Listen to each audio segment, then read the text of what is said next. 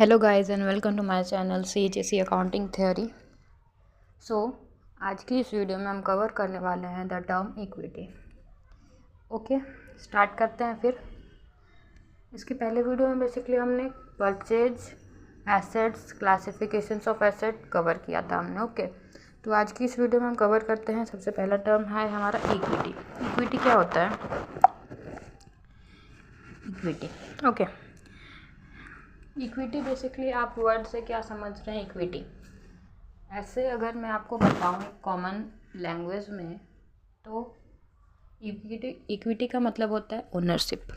Equity का क्या मतलब होता है? ओनरशिप। फॉर एग्जांपल, अगर आपके पास कोई भी एसेट है, ओके, सपोज आपकी बाइक है, ओके, बाइक है, तो उसका राइट, उसे यूज करने का राइट आपके पास है, ओके, आप उसे यूज कर सकते हैं, ठीक है। तो वो जो ओनरशिप है, आपकी बाइक की ओनरशिप आपके पास है, तो आप क्या बोल सकते हैं कि उस बाइक की इक्विटी मेरे पास है। तो इक्विटी का मतलब क्या होता है? ओनरशिप। एक बार रीड करते हैं। In broader sense the term equity refers to all the claims और right against the assets of the enterprise. Equity क्या होता है? जितना भी क्लेम हो गया, राइट हो गया, किसी भी एसेट के अगेंस्ट जब आपके पास उसका क्लेम है, उसे क्लेम कर सकते हो कि हाँ वो एसेट, वो बाइक मेरा है। जब आपके पास वो क्लेम है, राइट है किसी भी एसेट के अगेंस्ट, किसी भी एंटरप्राइज का, तो वो क्या है? इक्विटी है। For every assets of the business someone has to pay for it और the amount payable to someone for this. उस एसेट को लेने के लिए आपने हो सकता है पे कर दिया हो, या फिर देना, क्रेडिट में लिया है तो देना है, आपको पेमेंट करना है, तो वो क्या है? इक्विटी है। The amount payable to such person is called equity. जो पर्सन को हम उसको उस अमाउंट को हमने दे दिया है या फिर देना है, तो हमारे लिए क्या है? इक्विटी है। ओके,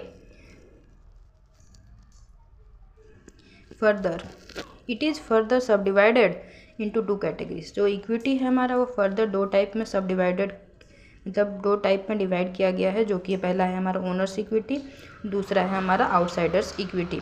ओनर्स इक्विटी और आउटसाइडर इक्विटी बेसिकली दोनों ही हमारा क्या है? बिजनेस के पे लाइबिलिटी है। बस एक डिफरेंस ये आता है कि जो ओनर्स इक्विटी है वो लाइबिलिटी है towards the owner of the business, और जो हमारा आउटसाइडर्स इक्विटी है वो है हमारा liability towards a third party. अब वो थर्ड पार्टी कौन हो सकता है? और सपोज ओनर्स इक्विटी, जो हमारा इक्विटी है, जो बिजनेस का ओनर बिजनेस में पैसा डाला, ओके, तो वो क्या है? बिजनेस पे एक लाइबिलिटी है, ये हमें पता है वो, लेकिन वो किसके अगेंस्ट में? और बिजनेस के ओनर्स के अगेंस्ट में वो जो लाइबिलिटी है, तो उसे हम ओनर्स इक्विटी बोलते हैं।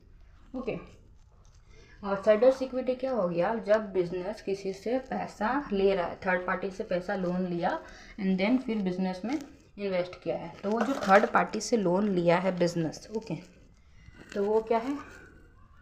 आउटसाइडर्स, एक थर्ड पार्टी आ रहा है बिजनेस में, तो वो जो लाइबिलिटी जब क्रिएट हो रहा है टूवर्ड्स द थर्ड पार्टी, तो वो क्या है हमारे लिए? एक आउटसाइडर्स इक्विटी है, ठीक है। ये हो गया हमारा difference between owners equity and outsiders equity. जब ओनर के अगेंस्ट लाइबिलिटी क्रिएट हो रहा है ओनर्स इक्विटी है, जब वो थर्ड पार्टी के अगेंस्ट में लाइबिलिटी क्रिएट हो रहा है वो थर्ड पार्टी है, मतलब आउटसाइडर्स इक्विटी है। वो थर्ड पार्टी कौन हो सकता है? तो वो बैंक भी हो सकता है, कोई सा भी और फाइनेंशियल इंस्टीट्यूशन भी हो सकता है, या फिर फ्रेंड्स, रिलेटिव, जिससे भी बिजनेस के ओनर ने लोन लेके बिजनेस में इन्वेस्ट किया है, तो वो थर्ड पार्टी भी हमारा क्या है? आउटसाइडर्स इक्विटी भी वो थर्ड पार्टी हो सकता है। अब इस टर्म इक्विटी पढ़ने के बाद हमें एक बहुत ही इम्पोर्टेंट इक्वेशन मिलता है, जिसे हम बोलते हैं अकाउंटिंग इक्वेशन, जो कि है हमारा capital plus liability is equal to assets. हमारा एक बहुत इंपॉर्टेंट इक्वेशन है जो कि बहुत बार एग्जाम में पूछा जाता है, जो कि है capital plus liability is equal to assets. Okay, जब आपको यहाँ पे बहुत सारे क्वेश्चन में लायबिलिटी दिया होगा, एसेट दिया होगा, कैपिटल कैलकुलेट करने बोला होगा, या फिर साइमल्टेनियसली ऐसे ही क्वेश्चंस पूछे जाते हैं एग्जाम में। और एक क्वेश्चन आता है जो कि owners equity plus outsiders equity is equal to assets. जो हमने ओनर्स इक्विटी और आउटसाइडर इक्विटी को दोनों को ऐड ऑन करेंगे तो हमारा क्या आ जाएगा?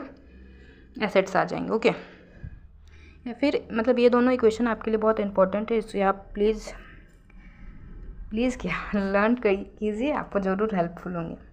ओके, आज की वीडियो में इतना ही। हम इक्विटी टर्म को कवर किया।